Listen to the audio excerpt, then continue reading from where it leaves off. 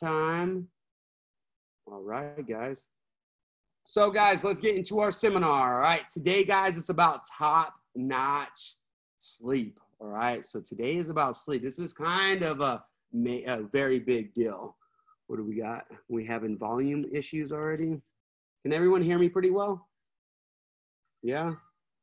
There we go, Jones. It's just your laptop. You're just trying to bother me already.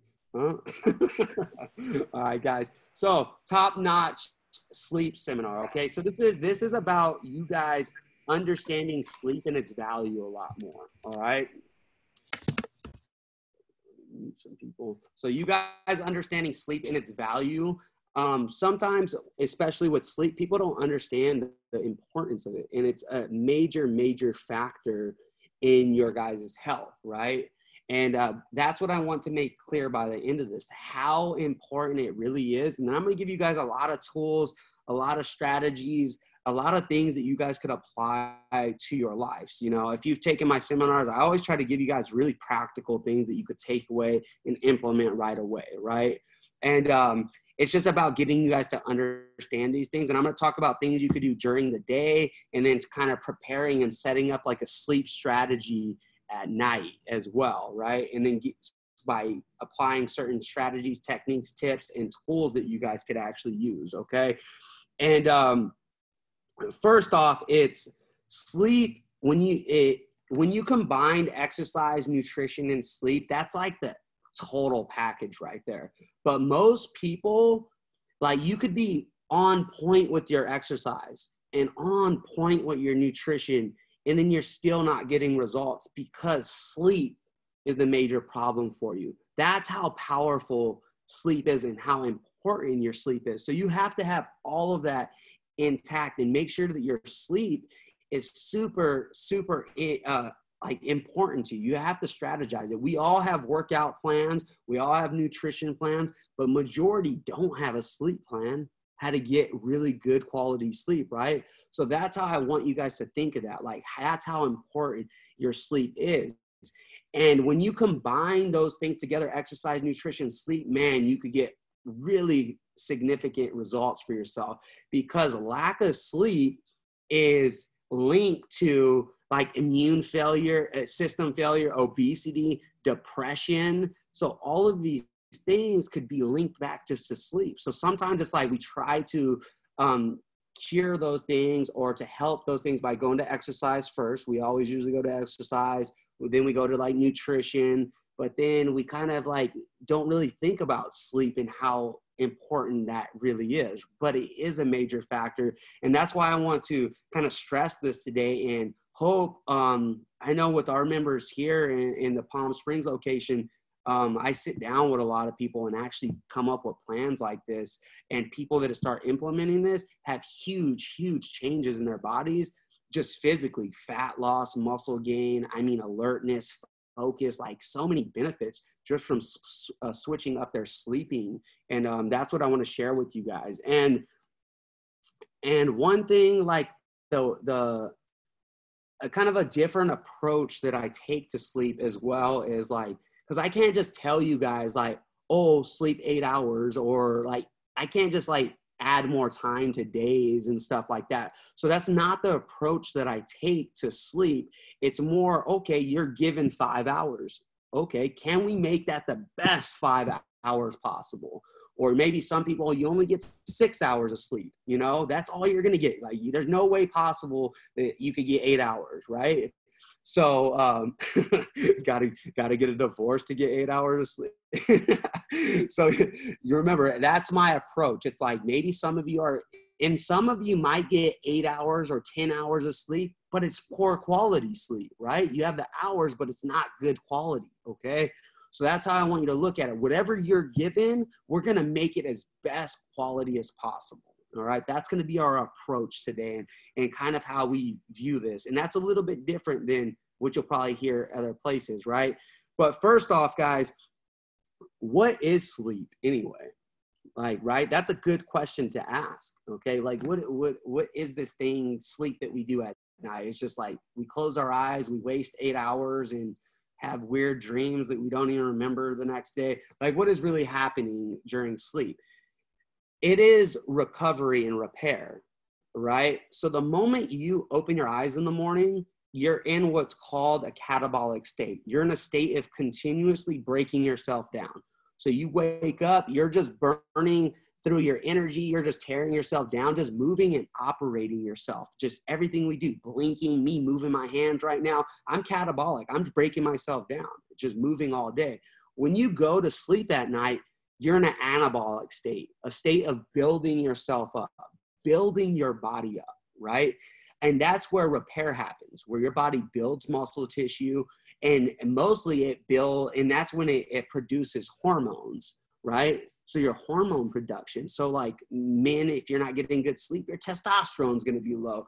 And, you know, you might have high cortisol levels if you get lack of sleep. So it controls a lot of, and that's your stress hormone. Cortisol is your stress hormone. So if you're getting lack of sleep, the females aren't producing the hormones they need necessary. The males aren't producing what they need.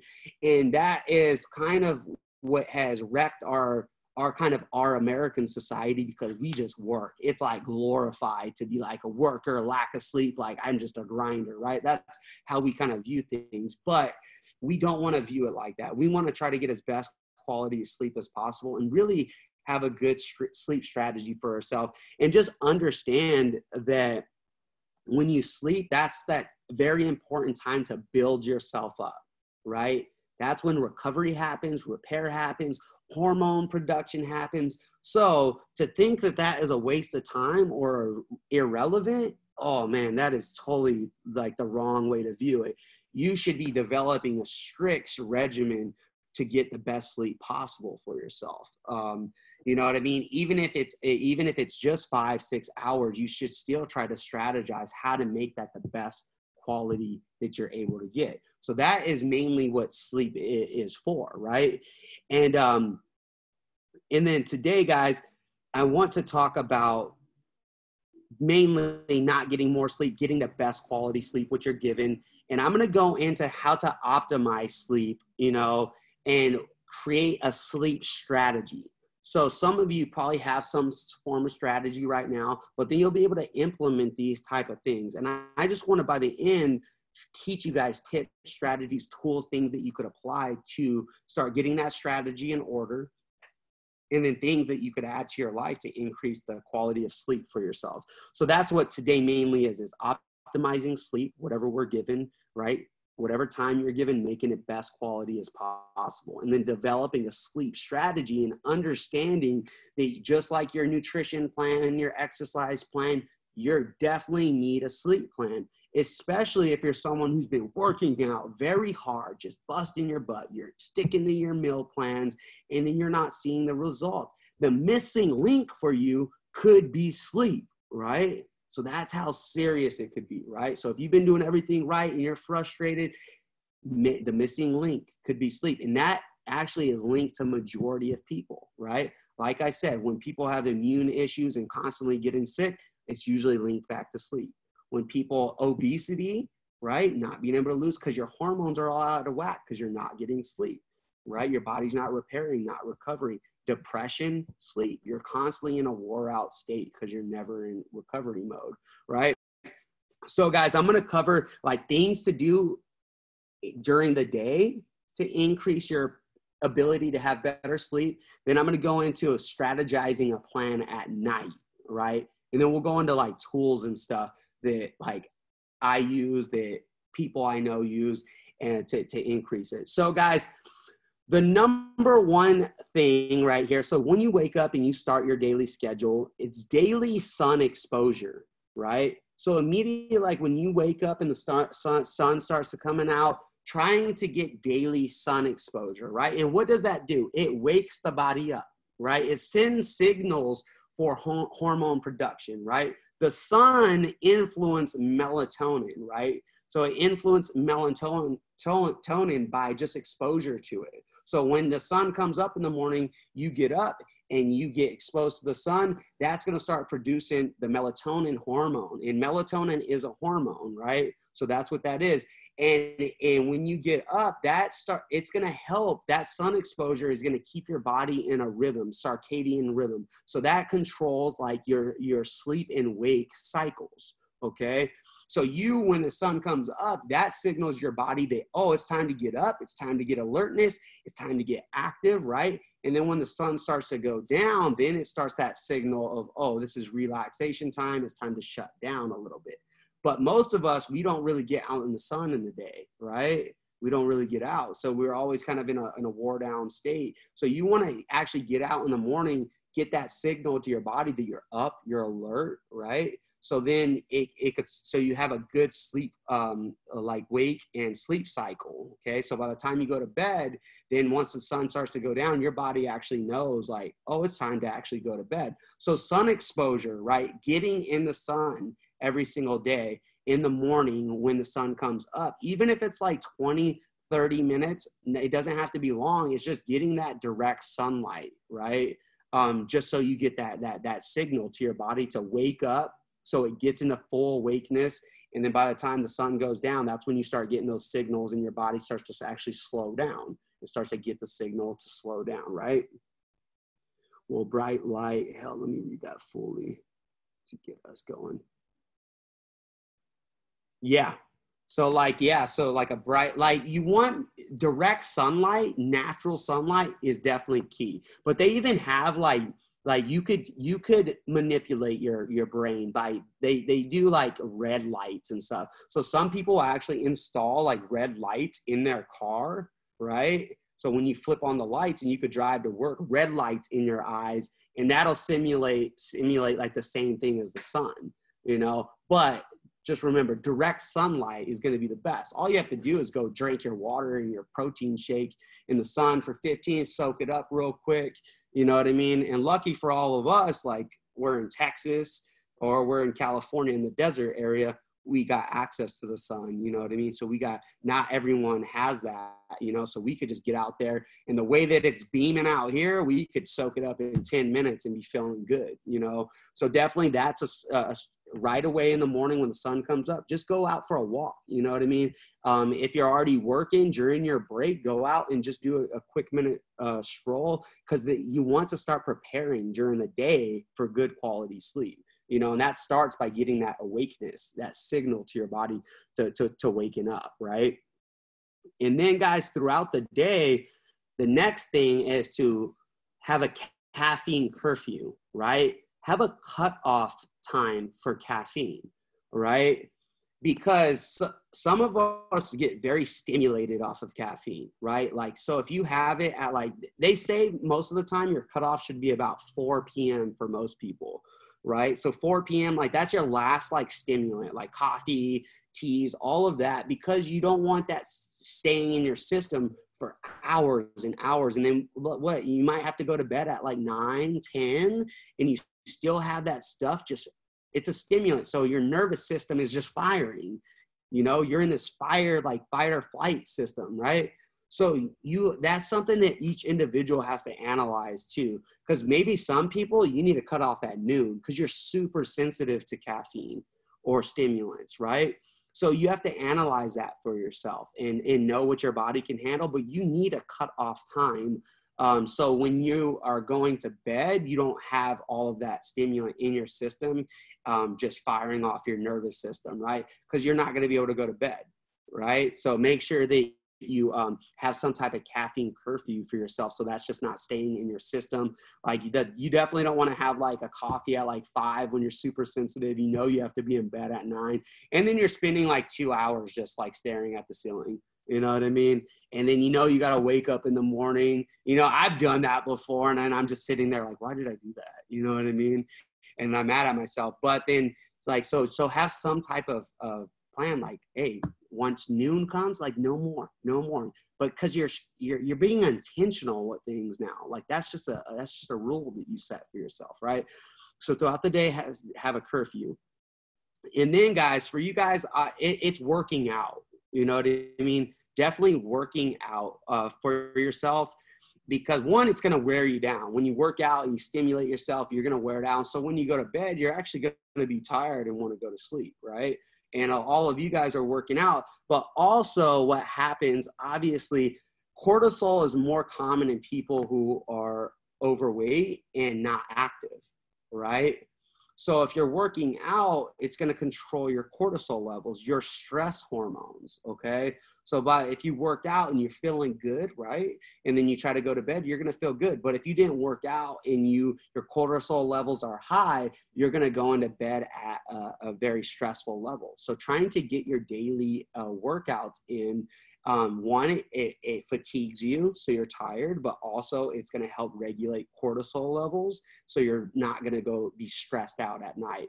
And then also, like, and that's the key, is basically just working out so you wear yourself out, and then controlling cortisol. So working out and exercising controls those levels, so you're not stressed out. Like, how many times, like, a lot of us, I know that's how I am. If I don't work out, like, I get very stressed out inside. You know, I've talked to you guys in previous, very stressed out and like anxiety and stuff if I don't get my workout. That keeps me up at night, you know. But when I work out, I'm feeling good, and then my hormones are in order, and then I just crash out at night. You know what I mean? And I know a lot of you are the same. So getting that workout is very important.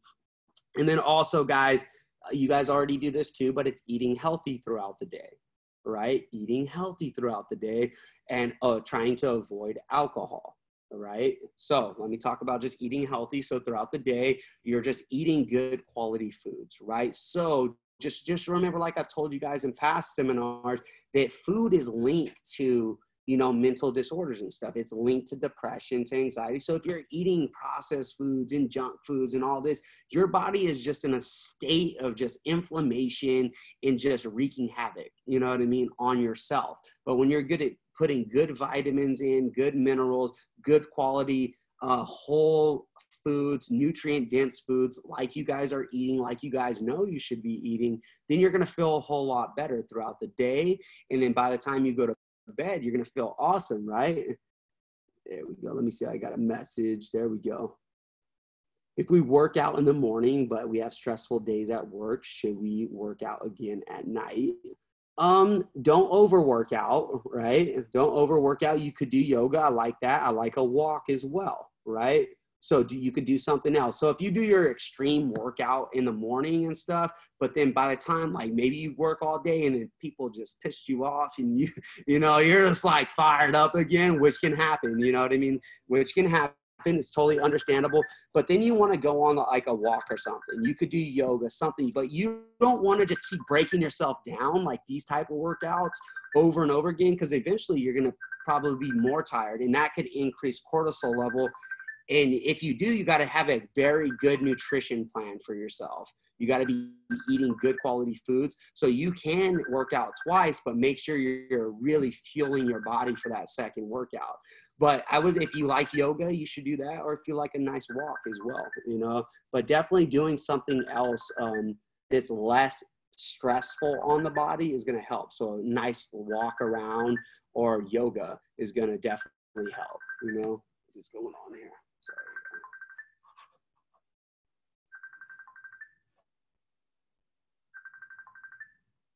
I don't know what that is. And stretching, absolutely. Stretching is going to be good too. And that's where we'll talk about like your night routine when we get there. That could all be a part of like a night routine, a part of your sleep strategy at night to kind of calm yourself down, right? So we'll get to that stuff in a minute. But then the next one is alcohol.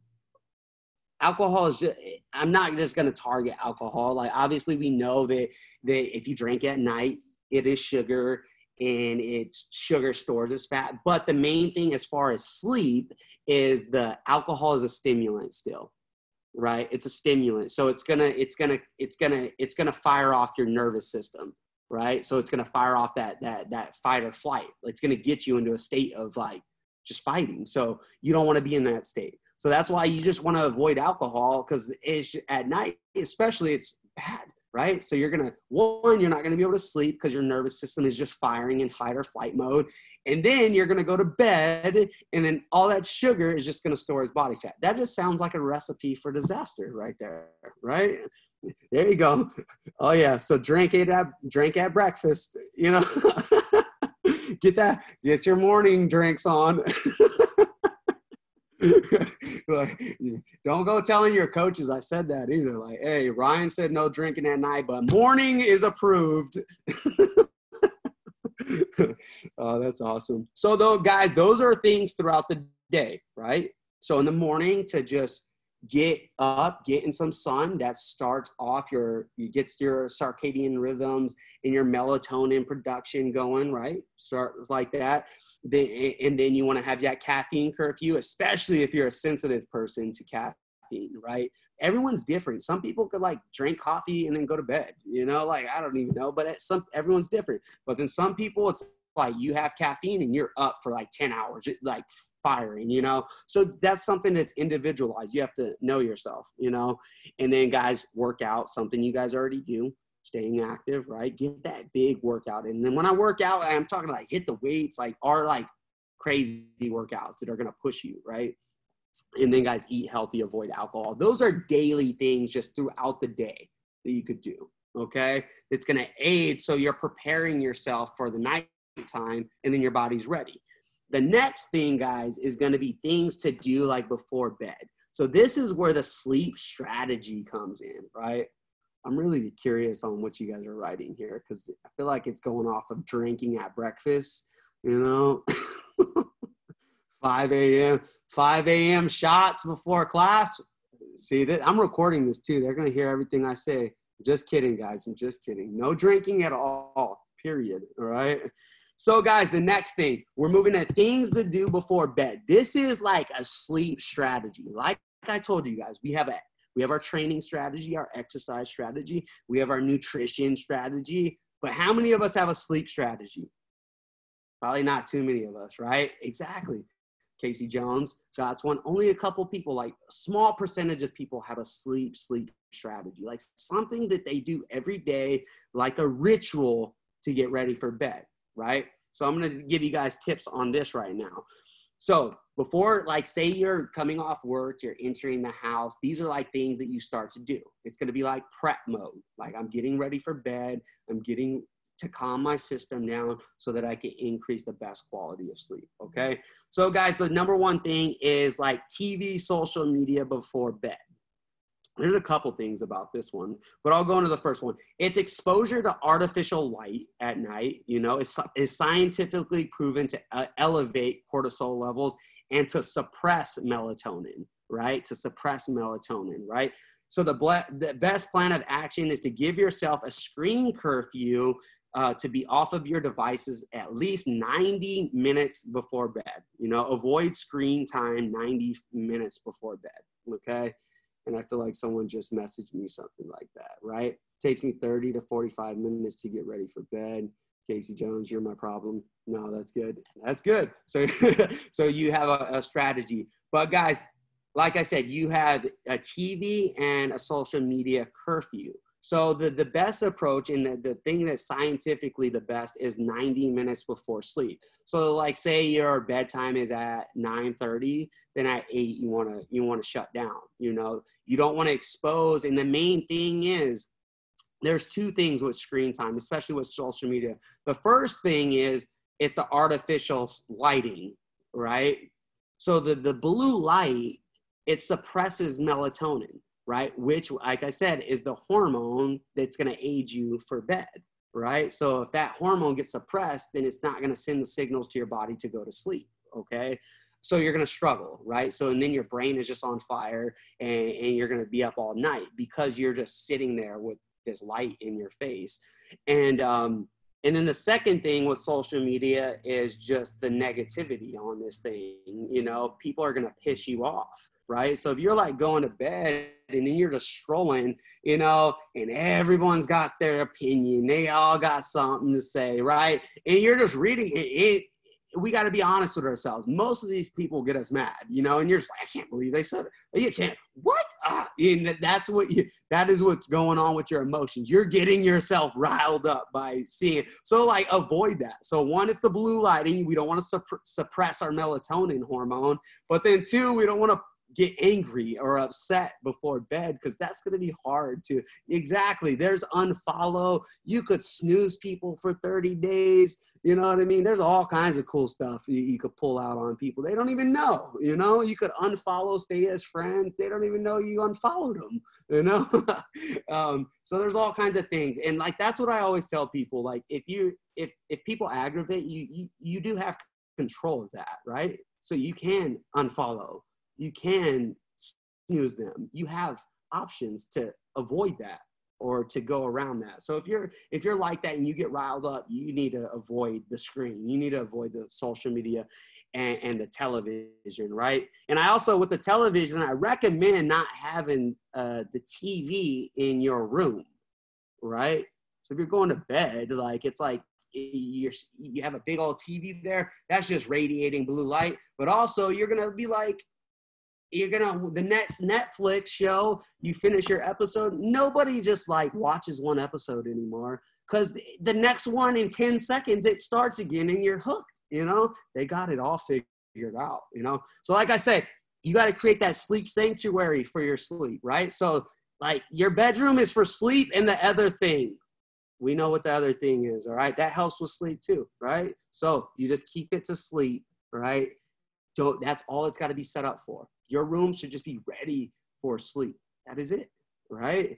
That is it. So remember, about 90 minutes before bed. And also, there's an app that I use. It's called the Freedom app, right? And this is a very important app for me. And it's called Freedom app. And what it does is it shuts down all of my apps on my phone. So basically, it takes me to like the 90s, where I only could receive phone calls and text messages, but it shuts down my internet. It shuts down everything. And I can't get on social media. I can't get on anything. It literally shuts me down for whatever time frame I put on it, right? Because social media is very distracting. And for me, it's like, I usually set it every day at 7:30, right? So by the time I get home, like, I can't even get on my phone even if I wanted to, right? Or check social media or anything like that, right? Yeah, so like there's certain apps out there that you can use, and it just shuts it off. Because for me, I'm getting ready to go. One, I'm setting myself up, but then I like to focus on my wife and my daughter, right?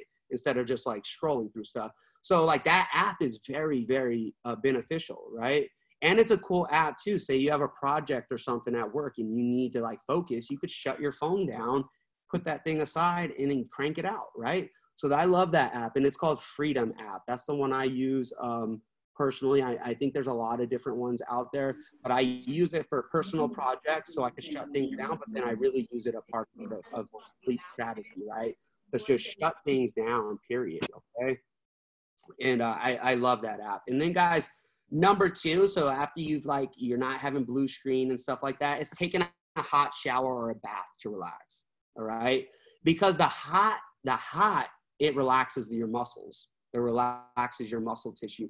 And then also, if you want to add the magnesium, right, the magnesium to it is going to help. So that's an Epsom salt bath, right? So the magnesium really helps to relax the muscles and to actually draw out toxins and stuff from your body, but it aids in that relaxation of your whole system. Okay, so if you're a bath person, you just throw some magnesium in there. Normally people do it for like sports and stuff, severe soreness, but it actually aids in sleep. But you don't even need that if you don't. Just hot shower or hot bath just to relax your muscle tissue, right? And then the number 3 tip is on before bed is to have a sleep outfit, right? Have like a specific outfit that triggers. So when you put this thing on, it triggers that relaxed mood, right? So it's like, we all have, what do we have? When we come to the gym, we put on our workout attire, right? And what does that make us feel? Like crushing the workout, right? So we have that attire that makes us feel like, wow, let's go, right? So it's the same thing to have a sleep outfit, outfit that makes you really comfortable, right? So when you put it on, it's a signal to your brain, to your body, this is the outfit I put on every night to get into a relaxed state. So you're just kind of playing tricks on yourself, right? So having a sleep outfit, okay? And then, guys, number 4 technique is have a breathing practice, right? So before bed, and some people, like, I'll tell you guys science, because some people, when you talk about like yoga, meditation, stuff like that, they're like, oh, that's a little, but it works. And why does it work? Because it controls your nervous system, right? So I'll teach you the science behind it. Breathing controls your nervous system. So when you actually do breathing techniques, slow, controlled breaths, doing it slow and controlled, your nervous system has two systems. The sympathetic nervous system, that's the fight or flight. So if I went and breathe really fast, I could stimulate that to actually cause like more pumping myself up, right? By breathing heavy. That's how much control breathing has on my nervous system. If I take really controlled deep breaths, that's my parasympathetic nervous system. That's your relax, rest, and digest state, okay?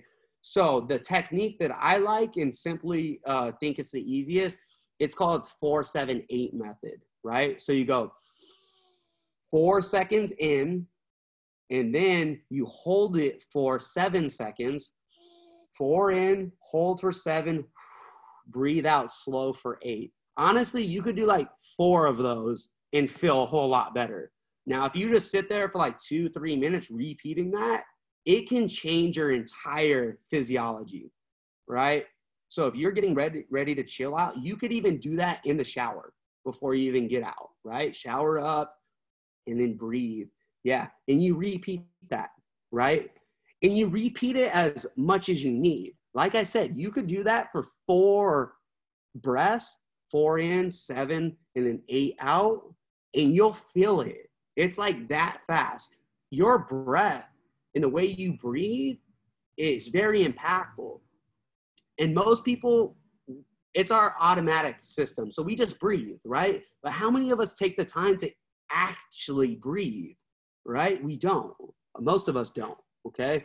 But you have to understand it, okay? You have to understand the science behind it. It's just not some like voodoo weird stuff or anything like that. It's very scientific and proven, okay? And like I said, even if you're in like, you want to get pumped up for a workout, you could literally do like 30 quick breaths, like,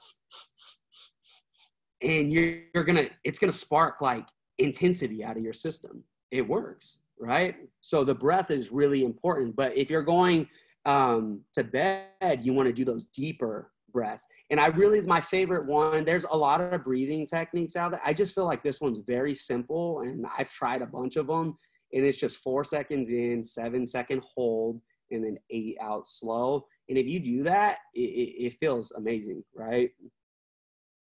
There we go.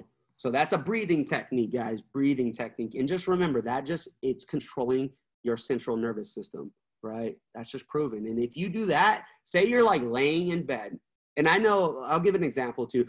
So some of you might even at night, you wake up like in a stressed out mood, right? So you get to bed, but then in the middle of the night, you wake up because maybe you're stressed from work.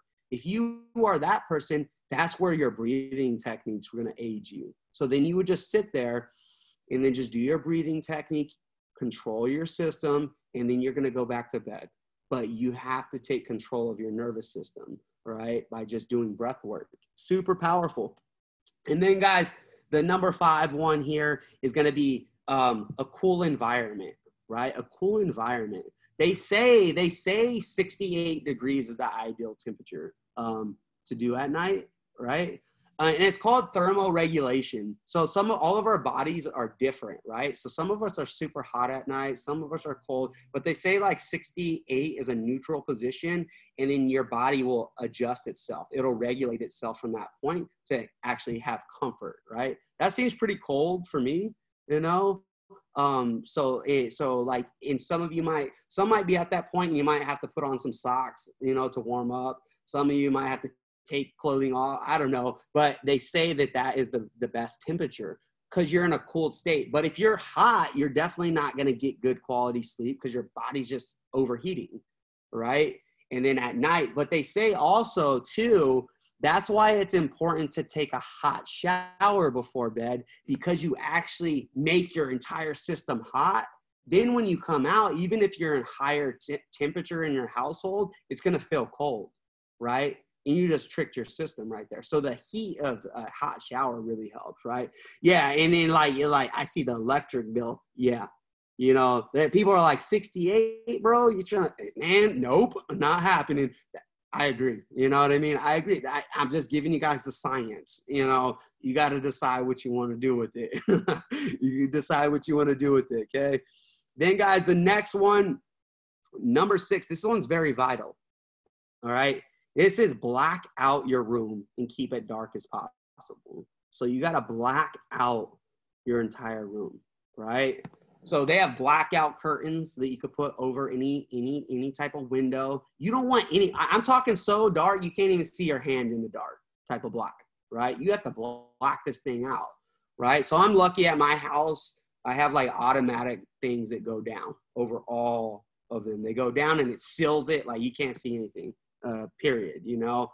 And so you black out. So, but they have curtains for it. Just try to do your best to just get as least lighting as possible.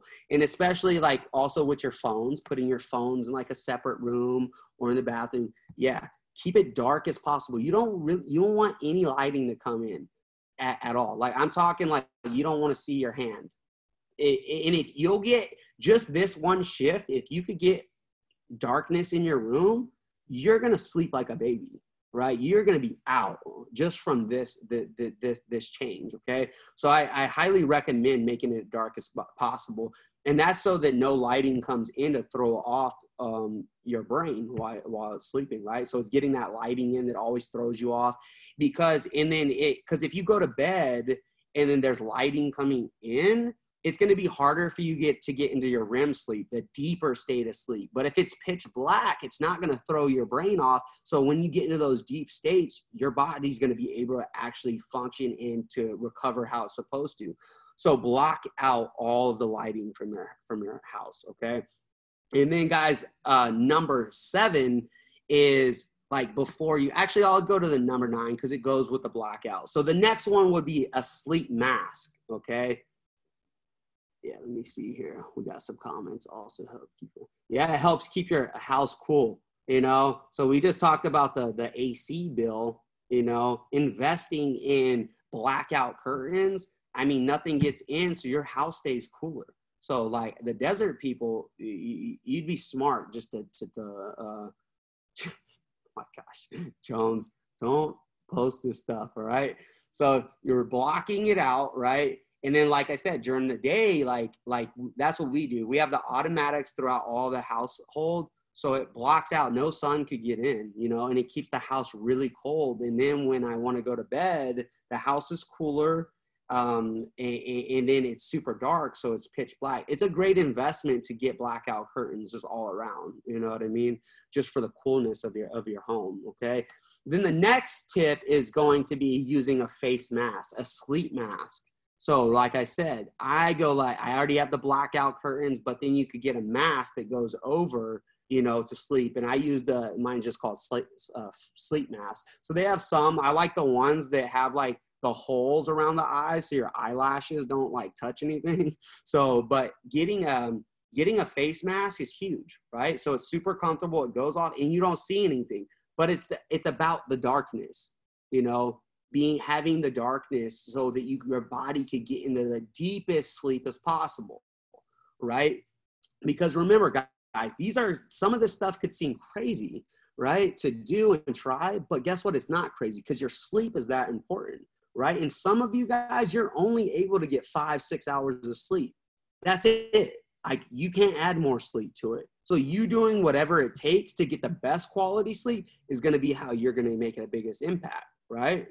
So that's why you have to pull these tricks out, okay? Because like I'm in the same boat. I get 6 hours of sleep at night. There's nothing I can do about it, right? But I'm gonna get the best 6 hours of sleep. Oh, you better believe, right? So that's how you wanna do it, okay? Then guys, so that's getting a face mask, a nice comfortable mask just for darkness. And then guys, before bed, just getting like a ritual of like having like a tea or like a chamomile tea or something like that. Magnesium before bed, like you could do pill form. They even have sprays that you could put on. Anything your skin touches absorbs, right? That's why they have like testosterone creams. They have magnesium sprays. Anything we touch, it absorbs into our bodies, right? So magnesium helps a lot. And then you could also, so let me tell you this, Dad. So that's the magnesium is a mineral that 80% of people are deficient in. All right. Magnesium just by itself, it regulates blood sugar regulation, you know, pain reduction, and muscle relaxation and overall stress. 80% of people are deficient. So that means every majority of the screen, you're deficient in it, right? So we might want to consider a magnesium supplement before bed, because it's going to help. One, you're not going to be in as much pain, so you're going to be more relaxed. You're going to have less stress, right? So it calms your system down, right? And I forget the dosages, but it says on all of them the recommended dose for the magnesium. There's usually like a recommendation of sleep. I can't remember off the top of my head, but they usually have a recommendation before bed to aid with sleep. And and I recommend the magnesium because some of you probably are like, oh, melatonin, right? You've been told to take melatonin before bed. I'm against that. I don't really think you should do that, because one, melatonin is a hormone, right? And you should be getting it produced by sleep. What happens is if you artificially supplement hormones, your body becomes reliant on you supplementing that hormone, right? So it's the same thing. It's like testosterone, for example. So men that take testosterone replacements become dependent on that testosterone, right? So when they stop taking it, their body doesn't produce it anymore because it's used to them artificially putting it in, right? So it's the same thing with melatonin, a hormone. So if you're continuously putting it in, your body's going to stop producing it because it's just expecting you to give it to you, right? So I'd rather take this approach and do more magnesium, right? And then we got supplement. One side effect of melatonin is that it is an appetite. Yeah. And I've actually taken melatonin before too, and I just like crashed super hard off of, like, it got me super like deep sleep to where like the next morning I was like too tired, you know, like this got me too deep or something like that. So I wasn't a fan of it. But then also when you think about the hormone production of it, like you don't want to suppress that by just supplementing it as well. All right, guys. And then also like there's a lot of things you could have before bed, like a tea or something, but chamomile tea is a very good tea that you could have before bed. It's going to help just relax your system. And remember, you got to look at this stuff and figure out a system. So this is a strategy, right? So it's like you come home, you've blocked out like all of you use the Freedom app. You can't get on social media anymore. You limit your exposure to your television 90 minutes before bed. Like this is a plan. And then you're like, all right, I take my hot shower. I relax my system. All right, I get out the shower. I do my breathing technique, right? I'm relaxing. Then I put my outfit on. That's a signal to my body that I'm going to relax, right? Bam, I start putting my blackout curtains are down, right? You see it formulating. Now your body's going to totally get into that state. Oh, I got my face mask ready right by the bed. Maybe some of you even add in reading a book before you go to sleep, right? So you got like this system, right? Like the 90 minutes before bed that you're preparing yourself for sleep. Instead of most of us who just go to bed whenever, like, you know, you have to be up at a certain time, right? But you got to have a set time schedule too, like to get your sleep. Like no matter what, non-negotiable, like 9:30, I'm in bed, right? Because I got to get up at 4:30 or whatever it could be for you guys. Like set those type of rules for yourself that you do, and you have to make it a ritual so that your body knows. Just like you guys wake up. I know you at 5 in the morning, your body knows over time, like, hey, it's workout time, right? You're up, you're getting it going, you're ready to train. It's the same thing for sleep. You consistently do it over and over again, and that's going to help you to get into a routine of sleep, right? I actually posted a picture not that long ago of me with my face mask on. I was joking, like I made custom 42 face masks for you guys.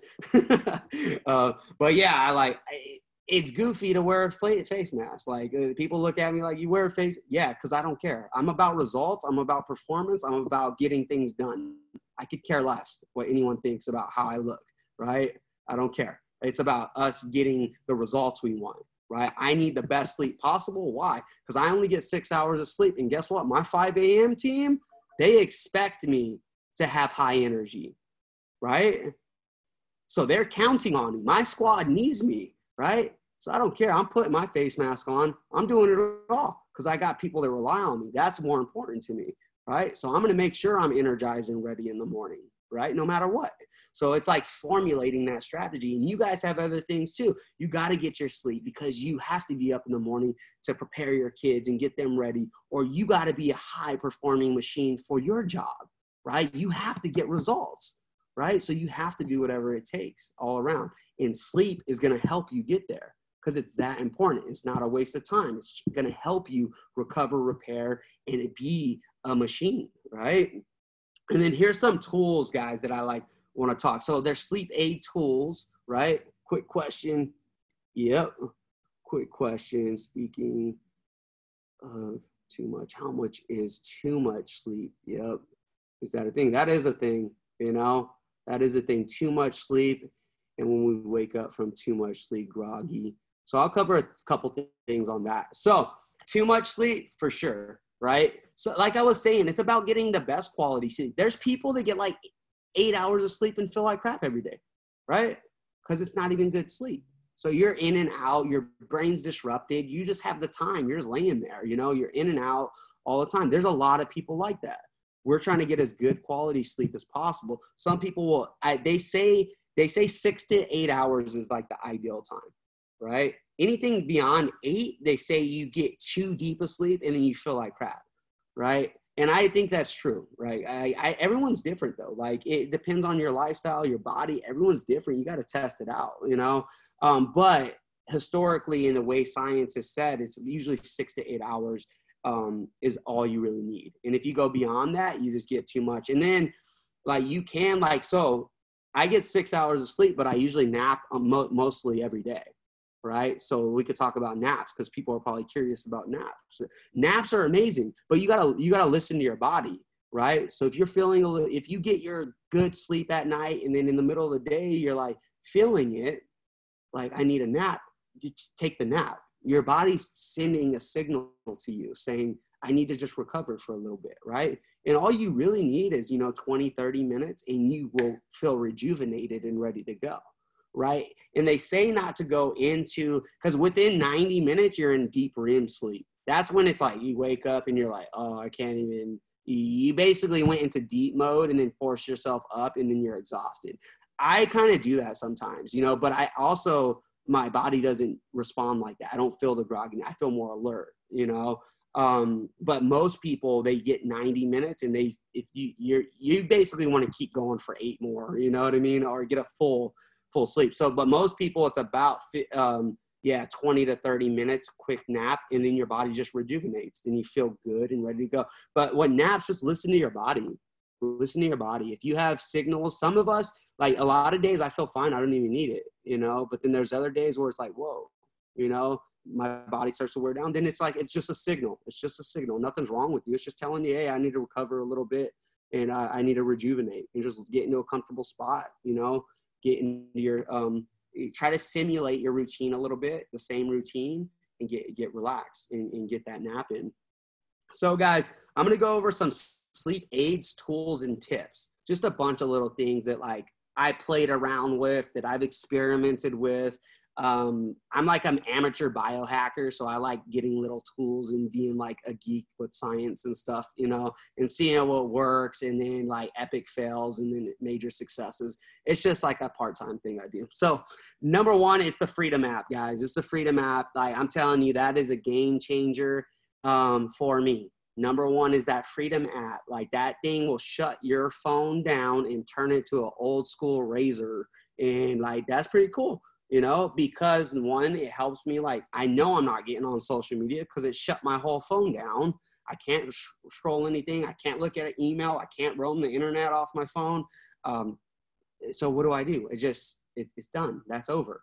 Right. So that allows me to start to relax, recover. And like I said, then that tool aids me with work too. So if I have major projects, things I got to get done for you guys, I block it and then my phone is done and then I'm able to concentrate and it doesn't even comprehend in my head to get to my phone because I can't, like it's just off, right? So that's a big deal for me and a lot of people that use it. Then number 2, guys, is blue light blocker glasses. So they actually have glasses that you could wear at night, right? So these blue blockers, you know, you'll look like you're from like the future or something, but it works, right? So if you're going before bed, you could put the glasses on, watch the television. It's going to block that blue lighting, right? It's going to block that blue lighting. And also they have an app called F-Lux. So like F.LUX app.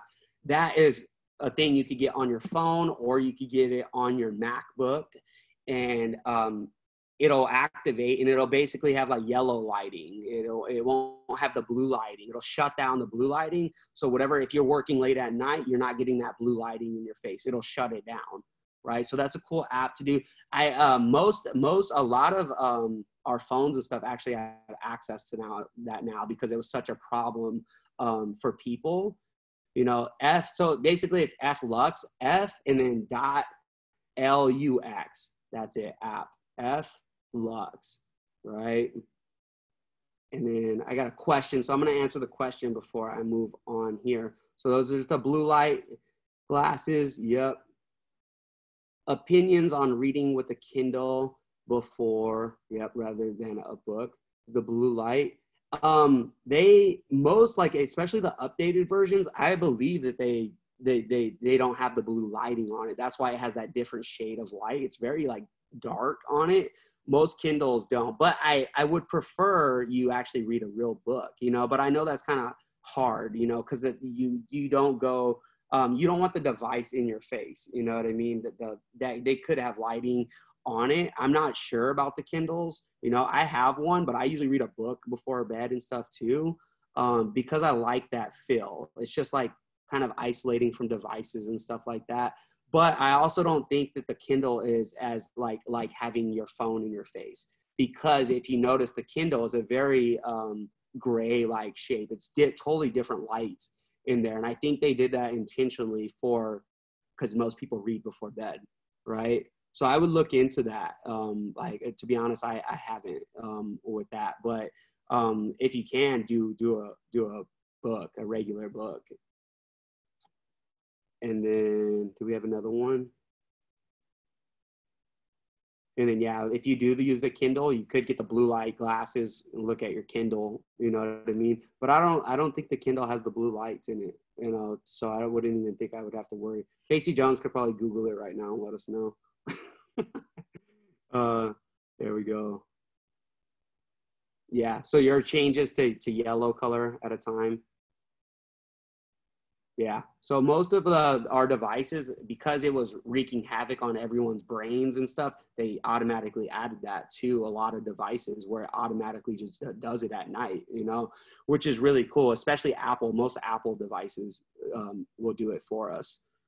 And then, guys, the number 3 thing, if you guys have questions, just keep firing them. Number 3 aids and devices is a chili pad, right? So I was just talking about the temperature of your room being 68 degrees. They actually sell, it's actually called the chili pad. So it's like a padding. So if you guys know heat warmers, right? So this is a chill pad. So it cools down. So this thing changes the temperature. And sometimes, like, look at households, like your husband likes a certain degrees, or like everyone likes a different temperature, right? But this pad, you can make it to your temperature, right? So you can make it cool down for your body, and that's what you sleep on, right? And it cools down the whole, that whole area for you where you sleep specifically, and it doesn't impact anyone around you. It just cools you out, and you could set it to your specific temperature. And that's called a chili pad, right? That's pretty cool, especially if you don't want those high electric bills, you know. Invest in a little chili pad. You don't got to worry about that, right? Could be worth the investment. And then, guys, number 4 is having multiple indoor plants inside your house, right? Because that's going to help. It's called iodizing. So it cleanses out the air in your house so that you have good quality air, right? Yeah, Tonita, you have a chili pad? See? Right there. Right there. And she said it's amazing. So bam, got the chili pad. Getting that good quality sleep right there. So guys, the next one is just put a couple plants. They could be little plants, you know what I mean? into it, into your house, like 2-3 plants scattered around. It's just going to cleanse the air for you. They even have devices that you could put in if you don't want to put plants. It's called like an iodizing device. Like you could just look that up on Amazon. They have plenty of them. So then the air just gets cleansed through that. And that's really cool, you know, because good quality air wherever you sleep is going to be good for you. And then guys, the next thing is that I use this one, a diffuser and essential oils before bed. So a diffuser basically mystifies, like puts mist into the air, moisturizes the air. So a lot of people have allergy issues, right? So a lot of people have allergy issues and their nose dries up and things like that. And so you could actually moisturize the air a little bit by putting this humidifier, basically is what it is. And then you could put lavender oil or something, your favorite oil, into it. And yeah, well, you have to weigh any of these things. You got to weigh out the pros and cons. It's about however you guys want to view it. You know what I mean? On any of these things, you know, I'm sure I could find problems with any of these things, you know. But a diffuser for us, I use it in our household. One, because my dog, you know, I have a bulldog, so it actually aids my dog's sleep because she has a breathing issue, so it helps her. My daughter has allergy issues, right? So it helps her sleep throughout the night because she has that moisture, just helps her a little bit. And then for us, the lavender, again, it's a trigger to your brain for relaxation. So we have that ritual, right? So once my body smells the lavender, it knows it's going to get in a relaxed state. And without my wife and my daughter and them realizing it too, I've set them up in that ritual. So when that smell goes off, they start to get ready for relaxation as well, right? So I got like a guy out here rampaging, yelling over here. So I'll continue on though. Then guys, so make sure you have a diffuser if you want, and then use an oil specific one so that you get that trigger every night. So when you stack all this stuff together, like, man, you have this ritual and your body's ready to shut down. Like once it's time for us, 9:30, my family's out, everybody, right? Because it's just a ritual. Everyone's body's programmed for it now. And then guys, the number 6, that sleep mask. That thing is probably the cheapest thing you could, like, that thing's like $20. And it'll cover it's going to help block out everything for you, right? So that's a great investment right there. And then the last thing, guys, I just want to talk about sleep positions too, right? Like how you sleep positions, like on your back, on your side, what's good, what's bad, right? Because people ask those type of questions, right? That becomes a preference thing. But I want to read to you guys some of these things that science proves on different positions. So back sleeping is good for your spine and digestion, right? Although it can be related to sleep apnea and snoring, right? So that's sleeping on your back, right? It's good for your spine, good for your digestion, but it is linked to sleep apnea and snoring issues, right? So that's what you got to weigh out. Like, maybe that's not good for you. Also, if you're someone that tries a lot of this stuff and you have sleeping issues, you need to go get checked by a doctor and make sure you do not have sleep apnea.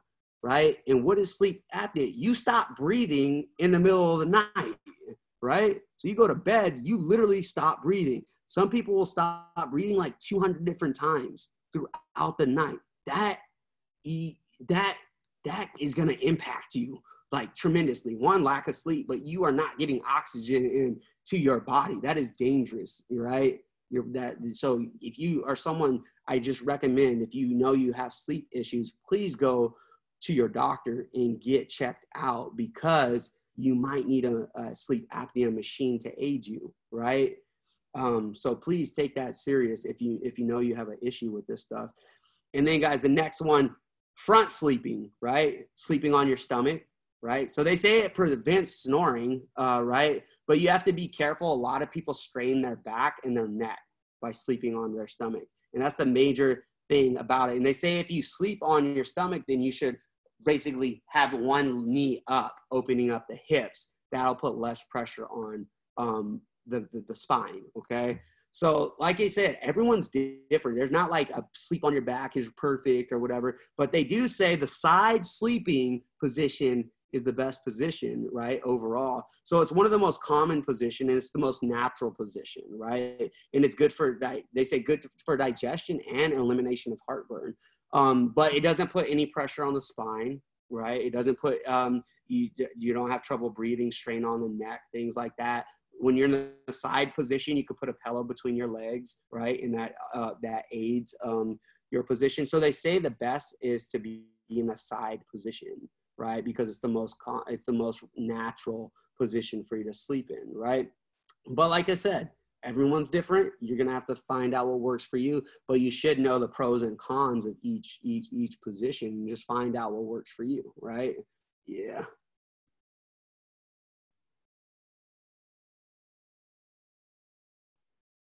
What's for the side position? What's the best position for the knees and the legs? So yeah, they say that the knees and legs, like bring basically like the child position, like a cradled position, bringing the knees more up towards the chest, right? So not straight leg with the legs, right? While you're lying on your side, you bring it up with a pillow in between your legs. And that's what's the most comfortable position. More of like that like how we were when we were a baby, when we're in our mother's, stomach, is like basically what you're simulating. That position is the most comfortable because you're in that's the most relaxing state they say that you could be in. But if you're like on your back, then they say also if you're on your back, if you're asleep on your back, put pillows under your knees.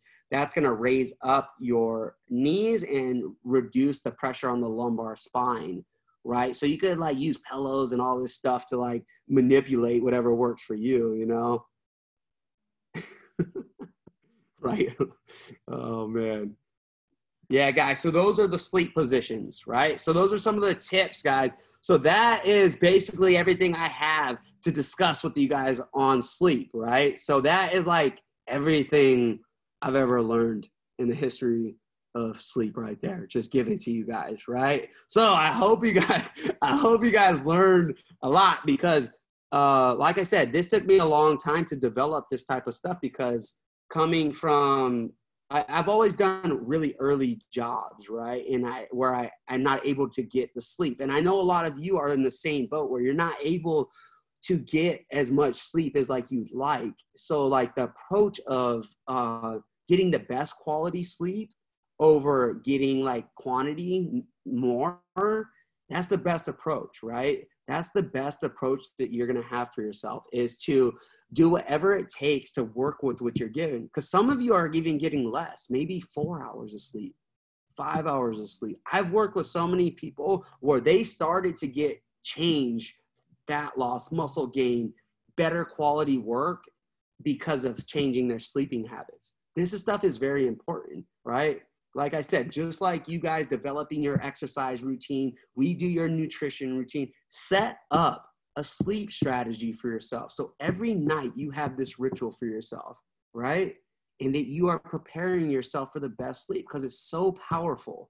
And if you guys get good at it and get consistent with it, it's going to have a major impact on you, on your body, on your work life, on your mood in your household, right? On everything. I'm telling you, that's how powerful sleep is. And that's why I studied it so much, is because I knew it has such profound changes, right?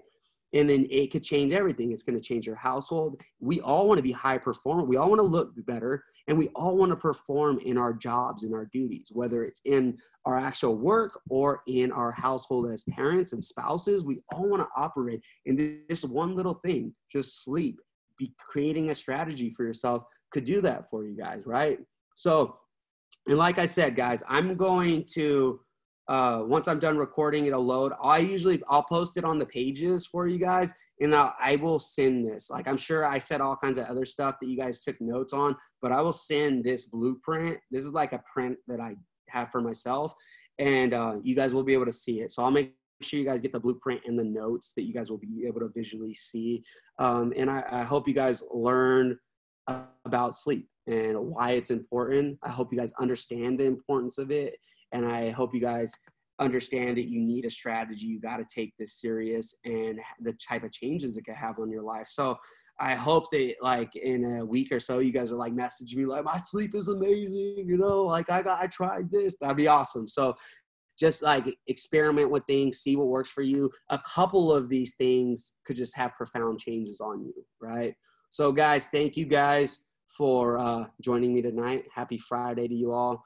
And yeah, you're welcome, guys. I'm happy a lot of you enjoyed this and learned something. So what I'm going to do is I'm going to go into Q&A. If you guys are done and you guys don't have any more questions, you guys are free to go at this moment. If you do have questions, you could just raise your hand or like hit your little like raise hand button that tells me, and then I'll just click it or click on you guys. All right. All right, guys, have a good one. I know a lot of you are taking off. You guys have a good one, okay? All right, so some of you guys are asking. So do I have any questions? There we go. Tonita, everyone's canceling out, so I can't catch you. Tonita, you are on, all right? You are on, Tonita. Yeah, the question is, I've heard, to where they say if you sleep on your left, it's better than your right because it doesn't crush, your organs, your heart. This is why I ask which side you think is best, the right or the left. I wasn't being facetious. I was no. Yeah, I don't even think I saw that in the questions. Everyone was like moving fast, but no, like that like I never really thought about the whole organs where it's placing. It's more comfort. You know what I mean? Everything I've learned about positions is about everyone's individual comfort.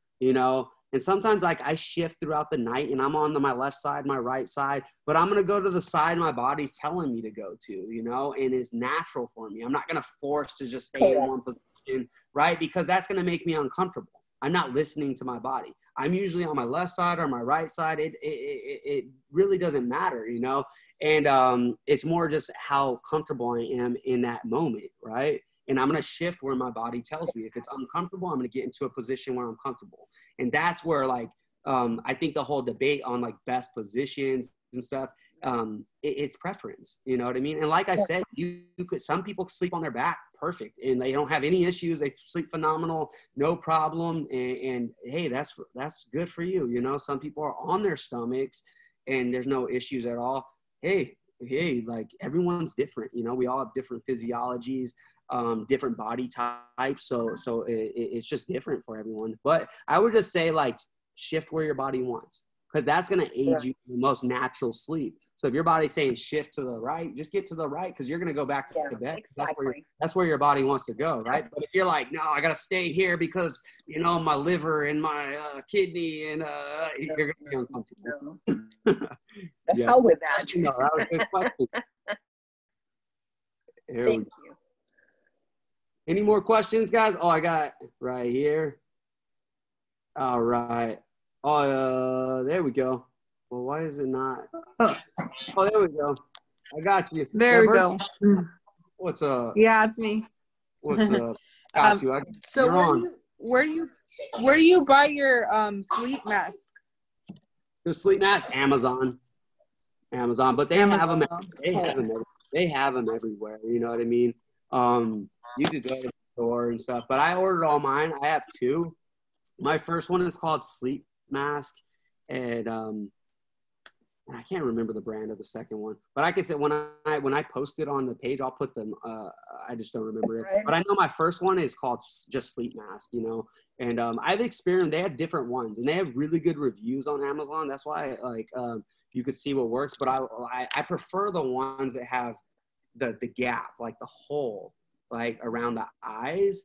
And they say because when you go to sleep at night, it's like your eyelashes and stuff aren't like touching it. That could disrupt you. But it has that little gap where you just like, it's like little holes, and then it doesn't interfere with you. And I really like that one a lot more. And I also like the one, so some of them just like I like for them to like go around my whole ear too. Like around my ears, because then I don't hear anything either. And some of the masks go like on top behind your ears and stuff, and it's like irritating the top of your ear. So I like the like double effect. Like I can't see anything, I can't hear anything. I'm like, this is great, you know, and I'm not irritated at night. Like you want something comfortable. And that's why I looked at all the reviews on Amazon before I like bought stuff. Because I wanted to think about all that. Because you could like that, there's masks that you buy and it's gonna irritate you at night. You're not gonna like it, and then you're gonna be like, I hate face mask, Ryan. You're an idiot. You know, and then you don't like it. So like there are little things, little details you got to be aware of on that. But they're usually like $20 too. Like they're not super expensive. And like that was like one of my first things that I ever did was like, because it was like the easiest investment to make. It was cheap. It was like nothing too crazy, but it was a major change for me, and it aided me a lot getting good quality sleep because it blocks everything out. I didn't have to do like the whole, you know, shades and all that type of stuff. It was like I'm personally blacked out, can't see anything, and it really helps a lot, you know. And I was at that one thing, like when I opened up the gym, like I probably got 5 hours of sleep when I opened up Palm Springs for probably like a year straight. That was it, you know. And it took doing stuff like this to get the best 5 hours of sleep I could get so that I could rock all day with everybody, right? But if I didn't do these type of things, I would have been exhausted. I wouldn't have made it. My body wouldn't have recovered. I wouldn't have repaired, right? But just these things really saved me, and it allowed me to do what I had to do, right? So it's very important. But good question. Any more questions? Just get all of your questions too are important because you're teaching each other, you know, any type of question. And sleep is a very complex subject. You know, there's a lot of like, I don't know everything about sleep. I don't claim to. These are things that work for me, things that I've studied, and I think are very just like practical that you guys can apply now type of stuff. But, you know, you just never stop being a learner, right? Research things, keep trying to explore things. And, you know, if this is an issue for you, reach out to me personally because I can help you with the strategy, you know? Yep, Kristen will go unmute. Are you, there we go. Yep, thank you. Yeah, I threw it in the chat, but like I have 3 kids, a 3-year-old, a 6-year-old, and a 9-year-old. And so all 3 of them like to at least once a night come and wake me up. So I'm not getting long chunks of sleep. Like, are there any strategies besides like locking them in their room to? So like I would do some of this stuff in their room, right? So I would like black out their curtains so they're not disrupted, right? Like maybe do a diffuser or put some type of lavender moisturizer, just like, because then you could mentally like set them up without knowing. That's what I do with my daughter. Like when it blacks out, the mistifier comes on, the lavender smell, all that stuff signals to her little body to shut down. She doesn't know what I'm doing, you know, but it works, right? So you could manipulate their rooms for sleep by blacking out, doing like all these strategies you would do for yourself. Make sure they shower, take a hot shower, make sure they put their comfortable pajamas on, they're ready for bed, right? Make sure they don't have the screen time. It's going to disrupt them, right? And with kids, they get all feisty about it. You could block their devices, right? And just be like, hey, the app blocks it. You know, I didn't do nothing, right? Then they can't get on 90 minutes before bed or watch anything. So the same things you would do for yourself, do with them because it can help them. Like I know with my daughter, she knocks out because it's black, it's dark, she's preparing, but I never had to tell her that what I was doing is just setting up that ritual for her. Now her body just shuts down automatically, right?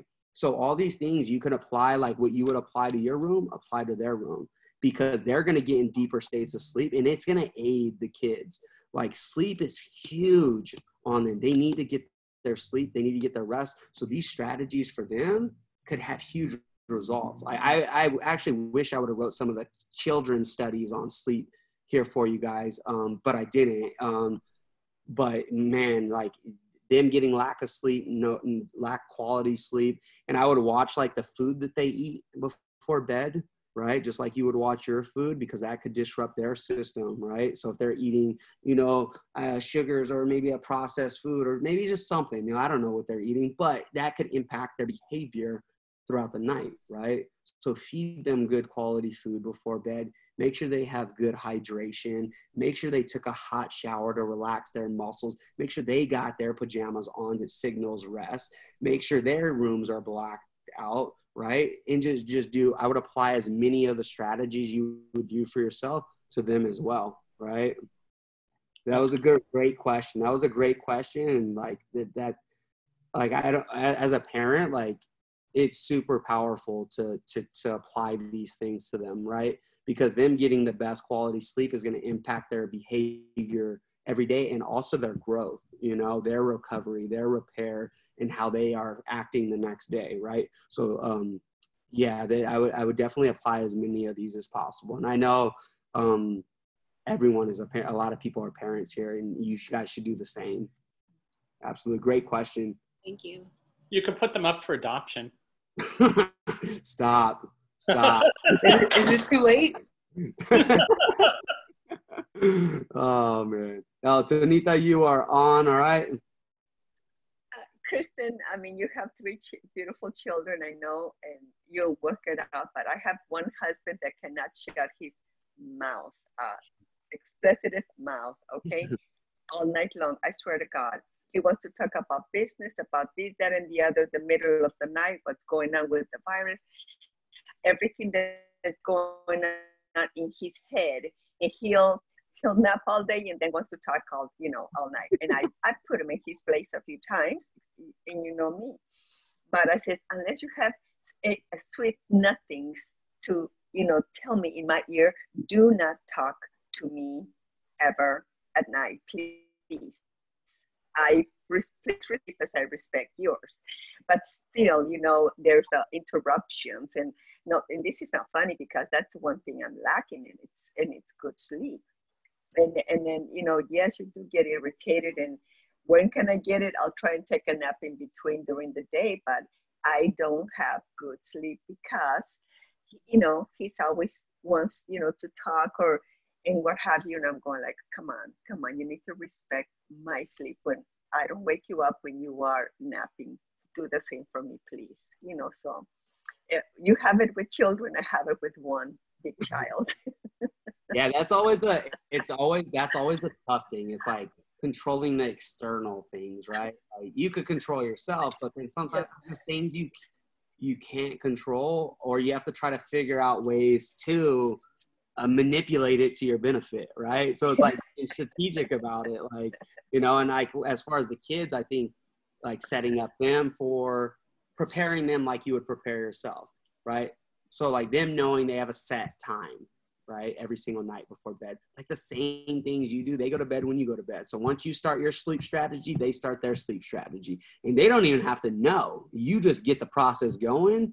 And then by the time it's time to go, they're out, because scientifically, they can't even stop these type of forces, right? So if the lights aren't blocking them, like even with your husband, make him take a shower. You're taking a magnesium bath. Get him totally relaxed, right? Try to get him so relaxed at night, he doesn't need so many naps during the day. So if he's not napping during the day, he ain't gonna be up at night, So it's like you got to go to war with your husband and figure out. I have it now. Now he does not try not to wake me up. He'll come downstairs and sleep in the sofa all by himself because he knows better than to wake me up. So it's true. And now he's taking, showers, one in the morning, one in the evening, and he says that really helps him. So and it's like, even for me, like I got a daughter, I got a wife, but like Dulce doesn't think about sleep like this, like I do, right? But she also doesn't realize everything I do impacts her, right? So the things that I've created in the household impacts her sleep. She doesn't have to care about it, but I'm going to make sure my wife gets the best sleep possible because I know the importance of it. So everything I do here, because me acting on it impacts her. So she gets amazing, phenomenal sleep because of the efforts I put behind everything, right? Which is awesome because I care about my wife's well-being as well, And I know that she's going to get the rest because when she goes to bed, it's blacked out, right? There's lavender going, right? She's got everything. It's like it's all set up for her. So when she's ready to close her eyes, she's out, and she's ready to go. So like maybe you could just start your routine, and maybe a byproduct is like it might impact him, you know? And like that's how I look at it. Like take care of yourself. Give him a sleeping pill, man, and knock him out. That's what I need to do. Whatever it takes. Oh, that's good. So if you see me in jail, you know why. Thank you. Sleeping pills. Be an accomplice. I didn't agree to that. You know? No, not at all. Melatonin. Any more questions, guys? These are good questions, you know. And this is stuff to think about, you know. Like, how do you help your kids with their sleep? You know, that's important because their sleep really matters and impacts their life, you know. And then it's like, also your husband's sleep, you know, like how could you help with that? Or how could you help him sleep better so you get better sleep? And all these things could help everybody else. Like we all need great sleep. It's a good way to think about things, you know. And like that's things like a lot of these things I apply to my daughter's like night schedule, knowing that it's going to benefit her because she could sleep 8 to 10 hours straight, you know. And I think it's because of things like this, you know, because her body has no choice, because scientifically she's just I've manipulated her system into doing what I want, and that's to get deep sleep. Oh, you're a good daddy. Right? You're a good daddy. Without me forcing her to do anything, the ritual, it does the work for me, right? Because the house is blackened, there's no light coming in, nothing's disrupting her sleep, things are shut down, right? The lavender is going on. She took a hot shower. So everything you would do for yourself, do with them. It totally helps. Oh yeah, I got another one. You got another one? No? Is that Bertha? Did you have one, Bertha? No, you answered my question. I was just listening. All right, cool. Anyone else got any sleep questions? Like always, guys, if you guys got any questions about anything, just message me, you know what I mean? And I'll do my best to answer your guys' questions at any time, okay? All right, guys. So I guess that's it with questions, right? All right, guys. Well, that was a great questions. Great talk. I hope you guys learned something. All right, guys. All right, team. You guys have a good one. All right, Thank you. Have a good night. Good night. Adios. Bye, Martita. Bye, guys. Love you, Bye, girl. bye. Bye, Dieta. Bye. Later. Tell the whole Medina clan I Besitos. said good night, all right, to the whole squad. Dieta later. There we go. Patricia, take care. Later, guys.